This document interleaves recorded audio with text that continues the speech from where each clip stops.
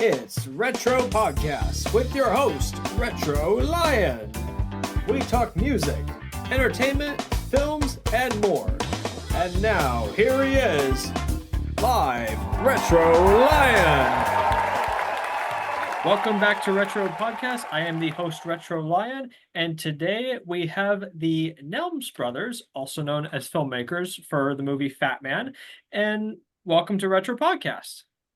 Thanks for having us. Thanks for having us. So I've got a quick question. What project are you currently working on at the moment? Well, we've got a couple of things in the hopper right now. A couple of things we're really excited about. We wrote a big sci-fi action film that we're about ready to go out with. That's super exciting for us. Our love of like The Thing and Aliens and Close Encounters. Like, I mean, we really tried to do something that got us super excited, and in a retro sense, reaching back to our roots of what got us excited about making films in the first place. And these aliens, is it going to be like people in costumes? Is it going to be CGI, or is it going to be? It'll be both. I think it'll be a bit of Nice. both. Yeah, gonna be obviously, Ian and I love our practical effects. So as much of that as we can do that makes sense, we like to throw it in there. But yeah, I think it'll be a mixture. I know it will be. Very cool. So it's almost like an old school 1950s, 1960s, or 70s sci-fi.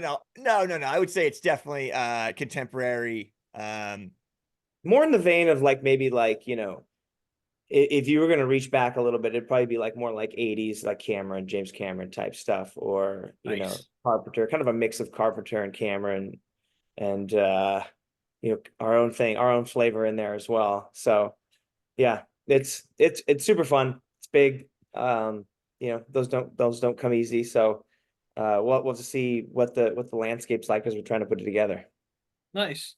And how did this idea come together? Since you're both brothers, how did the idea of this production company come together? Almost I guess just our mutual passion for film. We just set out to start making stuff, and through that, found ourselves, writing and directing together. I don't know that we definitely set out to make, oh, hey, let's be filmmakers. And we wanted to do it together because obviously we're blessed in that we get along and that we enjoy the collaborative process with one another. But I don't know. I wouldn't say, it's just kind of a road you start off on, and then next thing you know, you're there. Yeah, I don't think we ever thought it was a real job, right? So it was like, I thought I was going to be coaching wrestling and writing novels while I was an English teacher. And I think, at first Esh thought he was going to be an engineer. So he took a lot of mathematics and was on his way to an engineering degree. And then I just realized I hate math. And then you realized at a certain point past trigonometry that he hated it. I would rather just draw the bridge and not understand why it's not going to fall down. Now, sorry, go ahead. So no, go ahead. Did you both go to the same university to study film, or did you go to separate universities? We didn't. So we didn't go to film school.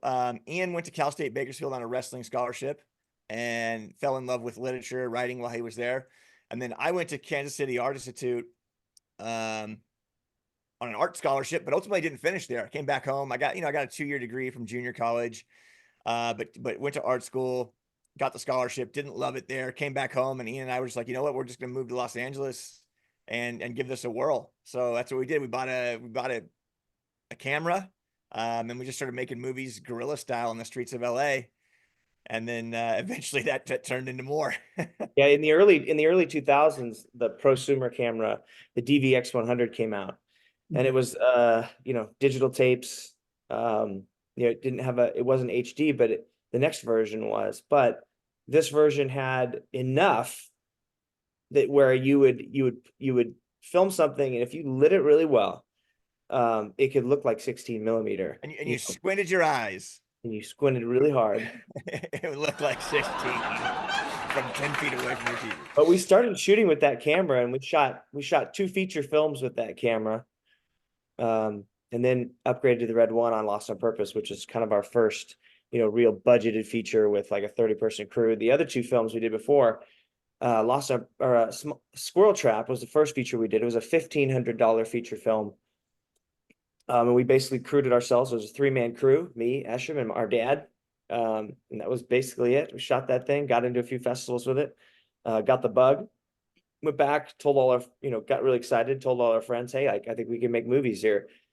got together with 6 friends. We raised $5,000 between all of us, and then we shot a movie called Night of the Dog. And that one won a bunch of film festivals that we'd gotten into with the previous one, and then got into and won a bunch more. And that really was kind of like a true launching point as far as like we Miramax called. We started actually we got a manager, like, a lot of people got representation off of that little film just because it was really entertaining, not because it was, such a technical feat, but it was written well enough. We won a few audience and writing awards. It was written well enough to be really entertaining and acted well enough, by all the guys in it that were also writing and directing. Everybody wrote, direct, produced, starred, except for me. I hired some professionals. And 4 years ago, you did a Christmas film, an action Christmas film called Fatman with Mel Gibson. He plays Santa Claus, and a kid gets a lump of coal and hires an assassin to go kill Santa. It becomes like a Wild West kind of fight between the two. Now, how did that idea how did that idea pop into your head? I'm just curious. Yeah. Well, I think it goes back to our first television that we bought in the early 2000s in our humble apartment, 1-bedroom apartment in Hollywood. We bought like a 32 inch Trinitron flat screen, and this thing's now it's like you're hauling a bus around, but at the time it was the first like flat screen, and it looked fantastic for the day. And so we bought a DVD player, and the first 2 DVDs we bought were Unforgiven and Unbreakable, the 2 uns in our lives. We just went to the UN section. The UN section. What 2 movies are here? And those 2 films, with our like Unbreakable, we were big fans of Unbreakable at the time, and we were like, okay, well, what could we do that, really grounding of a superhero? And Santa came to mind, and then we're a big fan of Westerns. So that kind of gives you, I think, at that time in that early 2000s, that type of feel, that Leone Western type of feel that's at the end of the film. Those 3 characters, good, the bad, the ugly. There's 3 characters kind of swirling around, moving towards each other. Of what we were trying to accomplish, or what got us really excited about the idea, Mm-hmm. I thought it was really cool because I actually have it right here. Yes. Oh, amazing. Thank you. What I really love about this movie is that it's a very different take on Santa Claus himself, because from the way how you're telling the story, it's basically if Santa was a real character. Now, as adults, we all know that Santa is not real, but in this movie, it's portrayed as if he was a real life figure and what he would be like in real life. Yeah, exactly. And that was it. Like, it's funny when we crafted that story, people would be like, oh, well, we want there should be a scene where like Santa Claus is like tiptoeing through houses and like delivering presents. And there should be a scene where his silhouette passes in front of the moon. And Ian and I looked at each other and we're like, that's what's in every other Christmas movie. Like, we want to make the Christmas movie that's all the scenes between those. There were also, the suggestions of like, can we gonzo up these action sequences? Can we have reindeer shooting grenades out of the just like, look, that's got to be a different movie because it doesn't match the tone that we're really trying to hit throughout this thing. Okay, reindeer shooting grenades out of their asses. That's hilarious. It's gonna be. There's room in the cannon for it. So. It's funny. Speaking of reindeer, I have a Christmas comic coming out later this year called Night at North Pole, Awesome. and in that story, Santa is a former pirate, and the reindeer are disgusted because they've been locked in the barn all year round. And they have to pull the sleigh all year round, so they decide to turn on Santa. So they take this magic drink and they become werewolf reindeer, and it's Santa with an axe going against his reindeer. Sounds great. It sounds fantastic. It actually is, not to brag, but it is, and besides being a comic coming out this year, it's actually in the works for a short film, and we're trying to sell the short film. Hoping a studio would buy it and turn it into a feature. Oh, congratulations, man. That sounds like a lot of fun. Man. That's the sort of swings that you got to go for, brother. So I appreciate that. Yeah. It is. And the nice part about the filming locations, they're actually all in the UK. Oh, wow. Make that trip. That's going to be a fun trip. Have any of you been to the UK to shoot movies yet, or not yet? Not to shoot. We went for a film festival. Yeah. The film festivals took us there, which was really fun. But we haven't shot anything there yet. Yeah. And one last thing about Fatman, but the movie itself was shot in Canada. So was this your first time going to Canada to film a movie, or have you been to Canada before? We'd been to Canada before to like scout certain things, but we'd never shot anything there. That was the first. I mean, yeah, yeah, we'd been to Canada to scout for that movie in a previous incarnation. yeah, a So year. at one point, Fatman was going to be more of a studio picture, and that changed, and so we ended up making it independently. But we scouted a couple locations on a year before we ended up shooting it, or 2 years before. It really kind of came down to creative differences. You know, they wanted us to make a little bit of a different movie, and they were like, well, hey, you know, if you want to keep the movie the way that you have it, then, you know, it's probably not quite what we're looking for. So we found another partner. Well, understood. Well, it was a perfect filming location. And how did you get Mel Gibson for the role? Man, I will say, like, and like, shooting in Canada wasn't easy, but the whole time we were shooting there, we were like, man, it was meant to be shot here. Because it really did. There was some magical things that happened while we were shooting. First and foremost was finding the homestead, you know, Santa's dwelling up there with all those fixtures and that old house and everything. Man, it was really miraculous in a lot of ways. So, yeah, we agree with you, man. It really fit the picture perfectly. The Mel Gibson part of it was, the producers we had. I mean, they were like, "Who do you want in this?" And we were like, "Look, we'd seen Mel Gibson a few years prior in a film festival, or not a film festival, but like a film screening of Hacksaw Ridge." And it was a long shoot apparently, and it was a grueling post process. And he kind of came out and was giving a Q&A and talking to the crowd. He was kind of hunched over, kneading his beard.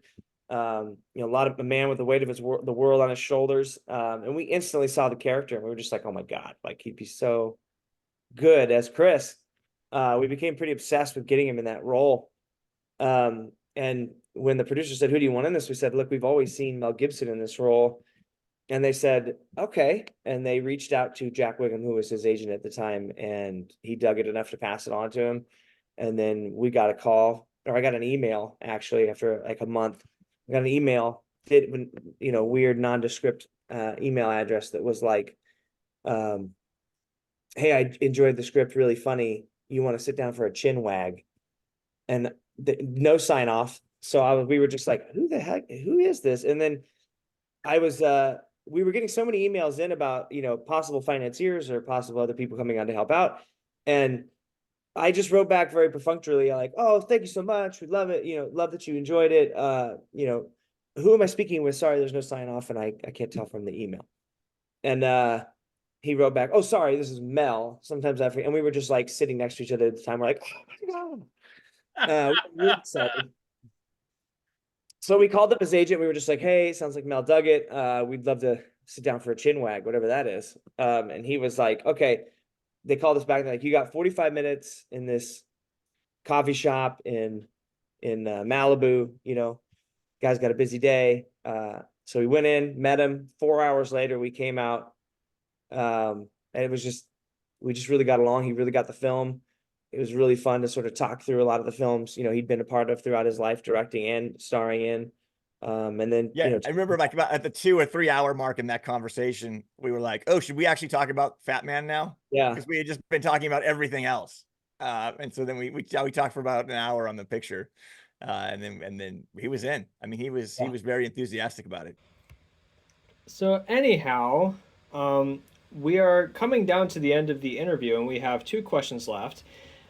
And what advice would you give to folks that want to go into film or want to go into screenwriting or filmmaking? I mean, for us, it's just do it, right? We became into town. We were trying to figure out how to break into business. We didn't know anybody. Ash he became a storyboard artist. He started, trying out to be a storyboard artist so he could get on sets.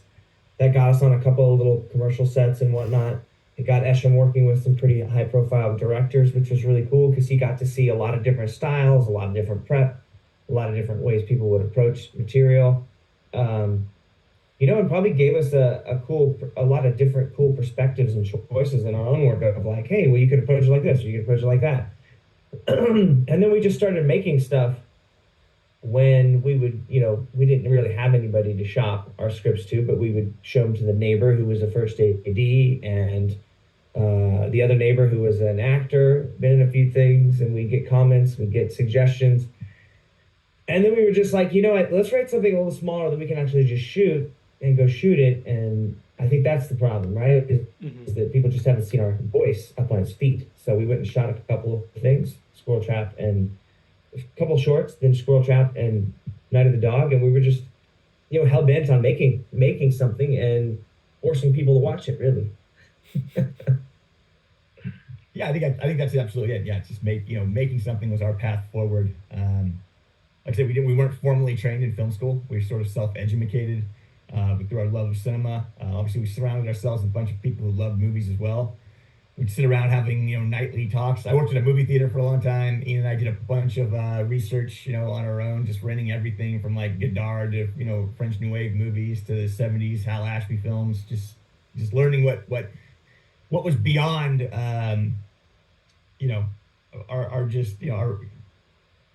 what we'd learned to that point, right? Like we didn't go, like I said, we weren't formally trained, so it was like, hey, we need to understand the canon of film and what all the different genres and such. But I think the second part of that would be like probably getting a collaborator that can be honest with you, that can help motivate you. And obviously I have that with my brother, yeah. That can diffuse the workload, so that helps a lot. So I think that's sort of our two. I don't think there's one path forward, though. We've seen people do it a lot of different ways. We've seen directors just direct their way there, not write anything. We've seen writers write their way there, direct something later, or choose not to write something. We've seen actors, get a bunch of tiny roles and have a rough time, and then we've seen people do a bunch of tiny roles and then get something big and just kind of sparks them a little bit and they kind of take off. We've seen people plucked out of nowhere. We've seen people work for 2 decades and not get that break yet, and then maybe start writing for themselves. There's no really one way to do it. I would just say if you're really passionate about it, because it is a long game for most people, 99.999% of people, it's a long game. And a lot of that is you honing your craft, you getting better and learning how to navigate. But I think the people who fail are the people who don't make anything and don't learn from not making anything. So if you don't make anything, you can't learn how to get better at it. And you're just sort of always sitting around with this script that you wrote 15 years ago and saying, we're going to shoot this someday. And when it actually gets made, if it does get made, it may have been where you should have been 15 years ago, in my opinion, and you, in these 15 years, maybe you should have grown a lot more and written a lot more and learned a lot more so that you'd be that much more, they'd be that much better. I mean, that's our approach. We're not afraid to fail. We keep coming out and swinging, trying to improve ourselves. We try not to take what the critics say too seriously, but we also try to learn from what the critics say, because if you hear the same thing 50 times, there's something there, Mm-hmm. But if someone wanted a romantic comedy and you gave them a horror film, that's just not, that's not the movie. So there's nothing to worry about there. It's just not their movie. So yeah, there's not one way to do it. I would just say go out and make stuff and be passionate about it, because it is a long game. Thank you. And we have our famous retro podcast question. And is there a retro product you both grew up with in the 80s and 90s? I mean, the VCR is probably the biggest thing we grew up with that we don't see anymore. There was definitely a quality feel to those VHS tapes that I don't get anymore. And whether it's like, you're at like unearthing a time capsule and you're pulling something out and you're with those VHS copies, a lot of times you feel like you're literally dusting the dirt away as the heads are trying to sync up, and it's then it's all a little gritty and grainy. And Tarantino has that podcast where he and Roger Avery are looking back at those VHS copies and in their archives, and there was something so great about putting those tapes in and having 10 minutes, 15 minutes of trailers come on. And that was part of the experience for us, right? You watch those trailers, you watch movies you never heard of, or even thought would possibly exist, which is how we found Army of Darkness. We saw a trailer for it. We were just like, what is that? Like, I have to see that. We're like 10 at the time. I miss that. I miss the discovery. I miss the Blockbuster of it. Used to go to Blockbuster when we were older and just peruse the aisles, because they'd have the mainstream section where there's 15,000 copies of one thing, and then you meander back a little further, and the back rows would have one or two copies of something, that had a couple of festival leaves on, or that you'd never heard of but had a great review on it, or had a couple of actors that you were excited about that you never knew they did that movie, and or something cool that you're like, that cover looks badass. Like, they put a lot of care into that artwork. I want to check that out. That looks like a vibe I want to get into. So yeah, I don't know. I miss that part of it, because now you're online just kind of going through thumbnails, and if you didn't hear about it on some social media site or some industry site, you don't find it. You just or hear about it. It's rough to find stuff. Well, thank you. It was very cool. Army of Darkness is one of my favorite movies as well. Oh, good. I just showed it to my 11 and 9-year-old, and they loved it. Holds up, man. Holds up. It's awesome. Yeah. I just watched it the other day as well. I was like, I need to watch this again. It's been a few years, and it didn't disappoint at all. Yeah. It was good. Well, Bruce Campbell has certainly showed that he still got the Ash vibe, even though he had that small appearance in Doctor Strange 2. I feel like I feel like I gotta get. I haven't watched them yet, but just watching the revamp of the Ash TV series, the Evil Dead TV series, I really want to see that. I've seen a bunch of clips from it, and I'm gonna want to watch it with my kids. So I haven't dove into it yet, but it looks fun. It looks awesome. It looks like they did it right. The clips I've seen with him in his trailer house, gearing up and running into people, and people finding him, demons finding him. It looks pretty damn entertaining. So that guy's still got it. That guy's great. He's such a great actor. Oh, yes, definitely. And Eshom and Ian, thank you again for joining today's episode of Retro Podcast. Be sure to subscribe and follow us on social media, and wish you luck with your next project. Thanks, man. Have a great one. Wish you luck with the comic book, dude. It sounds like a lot of fun, man. Thanks for having us on. I'll send you a link. Yeah, Dude, when you get it done, send it our way. Please do. Thanks for listening. Be sure to like and subscribe to our YouTube channel. Follow us on Spotify and follow us on Instagram. See you next week.